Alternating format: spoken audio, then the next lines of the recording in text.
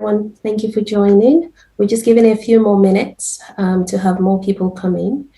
We're really excited that you're here with us tonight. So thank you for joining in. So I'm going to start off by setting the tone for the evening so that you know what it is that we're going to be doing. My name's Dr. Faladay, and I'm a GP in Hertfordshire, one of the members of Afro GP Herts and Birds. And tonight we do have quite a few of our members on the, well, we've got one of our members on the panel, but we also have some of our members in the audience. Tonight is really an educational session and also an empowering event for our community. And really the reason we've decided to do this is because we've been in the pandemic and we now have the vaccination that can help us to get out of the pandemic. And we wanted to use this platform to educate and empower our community so that they can make informed decisions about whether or not to go ahead and have the COVID vaccine. I have taken my COVID vaccine, so I can proudly say that I have had my vaccination. And through the question and answers, you will be listening to other doctors that have also gone ahead and had their vaccination, share their experiences of this. I'm going to say right from the start now that we are recording this session. The reason we're recording this session is because we're limited on numbers of people that can join. We would like other people to benefit from this talk, and so we will be sharing the videos on our social media platform. The platforms that we use mainly would be YouTube and Instagram, so please note that we are recording. If you have a problem with the recording of the session and you'd rather not be here, this is a disclaimer right from the beginning. We would also appreciate feedback after this event, and we will have a short survey link that we would put in the chat. We will pin that up so that you can see that. And it will only be a few minutes, it's anonymous, and it will just help us in planning future events. So I wanted to just give you a little bit of a discussion around Afro GP Herts and what we stand for. So we're a group of GPs. This platform was set up by Dr. Charles Ezene with some other GPs. And this platform initially was really to help us as GPs, educate us for peer support. And also along the line, we've now sort of started doing things within the community to impact our generation. And also just to educate and empower other people that are within our community. And this event tonight is one of those where we want to educate and empower to make sure that people can make the right decisions. Our motto is to advocate, collaborate, educate, and empower. We're mainly African GPs and we work and live within Hertfordshire and Bedfordshire. So I'm going to now go on to just give you a few stats on why this event is important. Why are we doing a Q&A on COVID vaccination, COVID-19? Why is it important to talk about the COVID-19 vaccination? As of the 25th of February, we know that a total of 4.15 million positive cases have been found in the UK. In England, 3.64 million cases altogether. And of this, we know that 122,000 people have died. This is a pandemic that's taken a lot of lives. And we know from the news and the media that a lot of Black people were affected throughout the pandemic. And so it is really important that we have these discussions around the cure and the interventions that have arisen. Recent survey carried out by SAGE. So SAGE is the Scientific Advisory Group for Emergencies. And they had 12,035 people participate in this research. And what they were looking for really was the prevalence of coronavirus vaccination hesitancy. They found that 72% of Black people were unlikely to take up the COVID vaccine. Also, the Royal Society for Public Health, from a poll of 2,076 UK adults, found that 57% of respondents from the BAME community would take the vaccine if advised by their GP or another health professional. And this is compared with 79% of the white respondents. So this makes us to understand the trust is important within our community. We find that when within the Black community, they speak to someone that they can understand, someone that they can relate to, who gives them the information they need in the format that they understand, they're more likely to go ahead and make decisions. So as a result of the SAGE research and the information that we have, we are using this platform to educate and empower. So I'm going to go on to introduce you now to our distinguished speakers. And currently I have 3 speakers in the house. And the first person I'm going to introduce tonight is Dr. Alozie.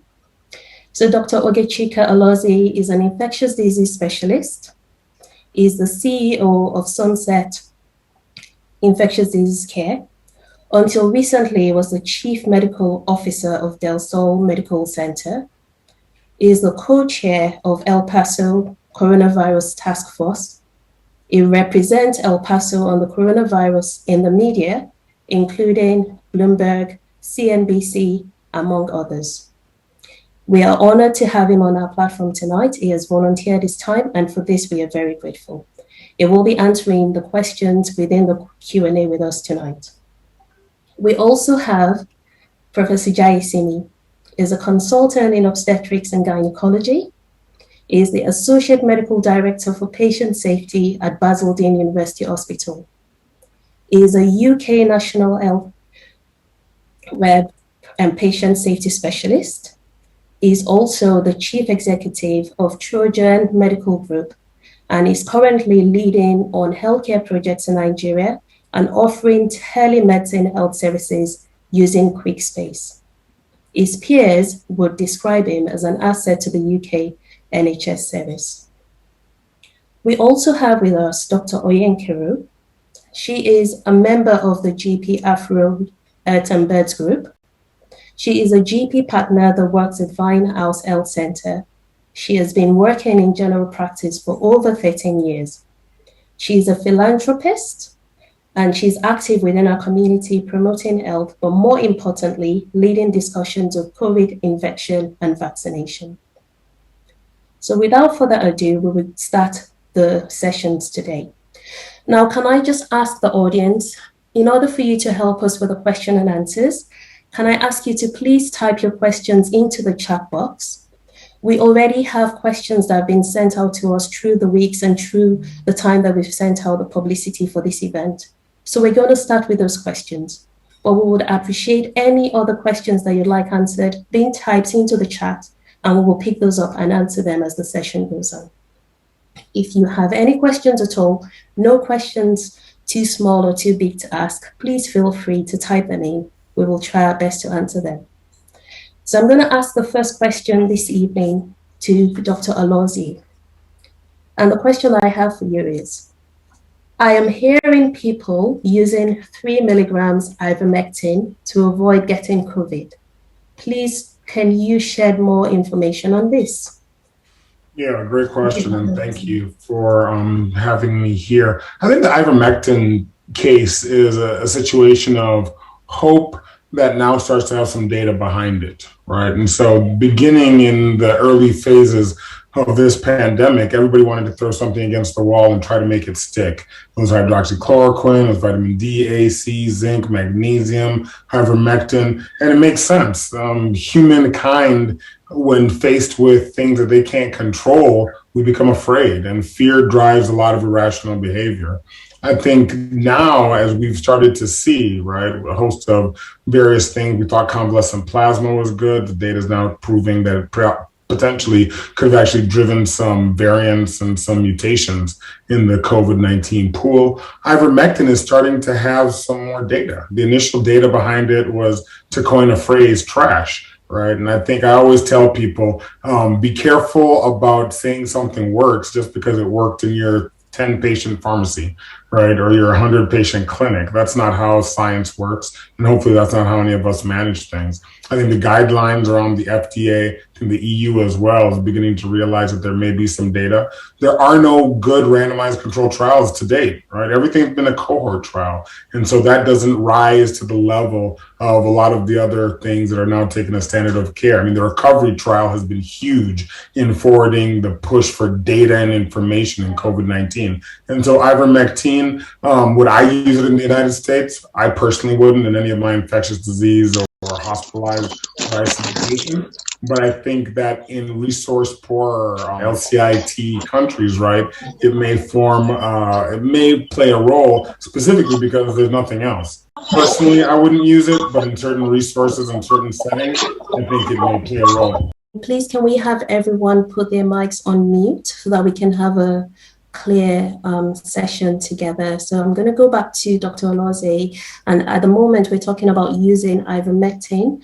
in treatment for COVID vaccine and for COVID-19. Yeah, so I think I was pretty much done. I was just saying that in the United States setting, I know that some of my colleagues may disagree over here, but again, from a standard of care IDSA guideline standpoint, it's not ready for prime time. I think in resource poor settings, it may play a role in the absence of anything else. If a country or a region doesn't have vaccines, they don't have ventilators, they don't have high flow oxygen, they don't have, I mean, most people have dexamethasone.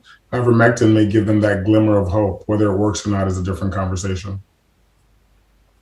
Thank you, Dr. Oloze. So, I mean, I'm gleaning from what you've said that there isn't enough evidence at the moment in terms of using ivermectin widely. However, obviously in countries where, the healthcare system is probably not as robust as the countries that we're working in right now, that might be something that they're using. There isn't any evidence though. Okay, thank you so much.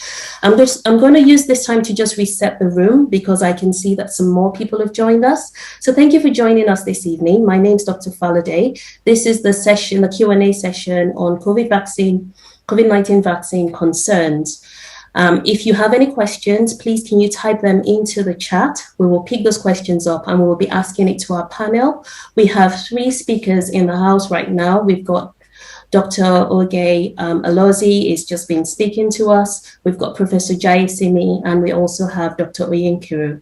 I'm going to ask the next question, and the question would be to Professor Jayasimi. Why is the vaccine important? Good evening to everybody, to my co-panelists. Thank you to AfroJP for inviting me. My disclaimer to start with is that I'm speaking in my personal capacity and not on behalf of the organization that has employed me. I'm not being paid by anybody, by any pharmaceutical company, or by any company whatsoever to feature today. So I'm pleased to be here. Why the vaccine? I mean, when we do have viruses, and this virus is a new one, new to the human body. And because it's new and it's attacked human beings, it's resulted in people dying. And the only way we can fight viruses is to be able to develop either natural antibodies or get stimulated antibodies. Now, from the data you've given us with, over 2 million people dead globally, it shows that not everybody is able to mount antibody reaction to the infection. And from historical point of view, we know that when you use vaccines, you can eradicate disease. We have eradicated smallpox using vaccines. We've done the same with polio.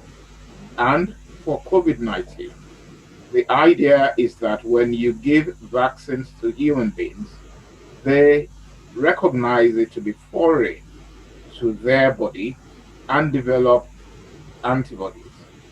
And it's these antibodies that, should you come in contact with the real virus, then your body already has that ability to be able to fence off, or I will use layperson terms because I'm assuming that we do have layperson in the audience as well. So I'm not going to use too many technical terms. So I call antibodies soldiers. So you have the soldiers that you can use to defend yourself against the COVID-19 virus. So that's why the vaccines have come into the fore. Thank you so much for your response there. I'm going to put the next question forward to Dr. Oyenkuru. I am getting quite a lot of messages from people saying that they can't come in, they can't get into the Zoom. Can I just ask everyone that's in, if you've sent this out to friends and family, can you just, I'm going to ask one of the ladies to put the meeting ID and the password into the chat box right now. Can you just pick it up from there and just send it out again to your friends and family, because I think quite a few people are wanting to join. Thank you so much for that, Professor Jaisimi. I'm just going to ask Dr. Pearl Oyenkuru, can you spread the disease once you've got vaccinated? Thank you, everybody, and thank you for having all of our, our panelists. Thank you for being here. Thank you for all of our guests, and for AfroGP Hearts for being here and for contributing. And yes, I'm asking them. My name is Dr. Oyenkuru, and I'm a GP. So there are lots. So the question to me is whether you can get COVID after you've been vaccinated. There are many reasons why people can still get infection after it. So one is innate to you. You may or may not be a non-responder, but we know that for the information that's coming through so far, that the response is really, really good. So that's not, it's very, it's very few people, if that actually would not work. And of course, yes. So yes, and of course it's the time, between, that's why, even if once you've had the vaccination, you're still being told, wash your hands, cover your face, still maintain social distancing, because there is a lag time. So yes, so those precautions will still need to be put in place. Fantastic. You. Thank you so much, Dr. Oyenkuru. I'm going to ask a question now to both Professor Jaisimi and Dr. Alozi. So I'd like you to just give me a short, quick response to this. And this is also still to do with the vaccination, following on from what I just asked Dr. Oyenkuru, that can we still spread the disease once I get vaccinated? And actually my question is more to do with the herd immunity that we're trying to generate from sort of vaccinating a whole group of people together. How is this going to be beneficial, and how does that protect us? So who would I'll defer to Dr. Jaisimi first. Okay, thank you for that. Can you still spread the disease, is the question. Just like Kel has said, you may be a non-responder. You may have received the vaccination or the vaccine and be a non-responder. The current facility we have, we don't get tested after vaccination to see whether we've mounted an immune response or how high or effective that immune response is. And that is why potentially, yes, you could still be a spreader if you haven't developed antibodies. And if you're asymptomatic, you haven't developed the antibodies, and you have the virus, then you can still spread it. And again, that is why the non-pharmaceutical interventions are very, very important. But from trials, it's been shown that the immune response, the effectiveness, varies from 50 to 95, 97%. So most people who've had the vaccine will have some immunity. But how long it lasts for is what we don't know. And that is why we still have to be careful. Over to you, Oge. Yeah, thank you, sir. I agree with everything you've said. The only thing I would say is that I do feel as if it's important to have a nuanced approach to this question. Can people transmit? Absolutely. And theoretically, yes. I think, however, that if we get to a conversation of 2 weeks post second shot or 4 weeks post first shot with J&J, the data is lining up, whether it's Moderna, AstraZeneca, the Israeli population data, Mayo just released some data, Johnson & Johnson, that we're seeing 60 to 70% reduction in carriage of virus in the nasopharyngeal space. And so the expectation is that the more people that get vaccinated and multiple people that have been vaccinated 2 weeks post second dose can engage openly, right? And I think that has to be the message that we give people. If we're going to give people or push people who are vaccine hesitant to get the vaccine, there has to be some light at the end of the tunnel. And I think some of the global health, and especially here in the United States, the American message has been a mess around what the vaccine can and can't do. But again, I think people need to be careful, but understand that the vaccines are the pathway out of this. And I mean, 2 weeks after your second shot, with other people that are vaccinated in a similar way, unmask, hug them, and continue to love each other like we do in human nature. Wonderful. Thank you so much, Professor Jaisimi and Dr. Alozie. I guess also, just being realistic is that we're also sort of looking at prevention, isn't it? So what we're trying to do here is also reduce the incidence of the infection in the first place, so that we're not even getting to the point where we're needing to cure people. So Absolutely. I'm going to yeah, that's right. I'm going to reset the room again, just because we've now had more people join the room. Thank you everyone for joining us. Good evening. This is the Q&A COVID vaccine concerns. So we're addressing questions and answering them, just trying to give you informed information to help you to make your decisions around having the COVID vaccine. A lot of the doctors on this platform tonight have had their COVID vaccines already, and actually the speakers, I would encourage them to also just tell you a little bit about their experience later on. I'm wanting to just try and see that we've got a few more people on before I give them the floor to do that. So I'm going to continue to ask questions. Please bear in mind that we're recording the session, so we aim to share this video on our social media platform, and we would send details out on our YouTube channel, which is just Afro GP Heart and Beds later on. And also, this is a voluntary session that we're holding, all organized by Afro GP Earths. So the next question I'm going to be asking this evening, I'm going to direct again to Dr. Alozie. And basically the question that I wanted to ask is to do with prednisolone. So people are asking if prednisolone does help with the COVID infection, why is this not being given out widely?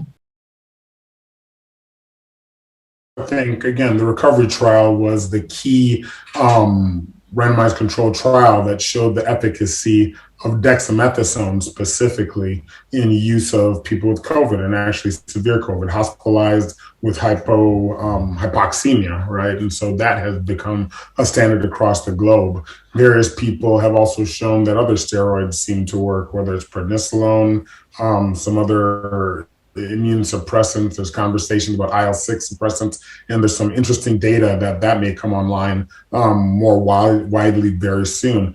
I think in terms of the question specifically, why isn't it given widely? I mean, we don't give anybody steroids widely, right? That's not how that works. Steroids have side effects, and in any therapeutic intervention, there has to be a risk-benefit conversation. And so even when we have people that have COPD exacerbations, we give them a burst and then we stop it. Or people that have long-term steroids, you tail it at the end to reduce the side effects.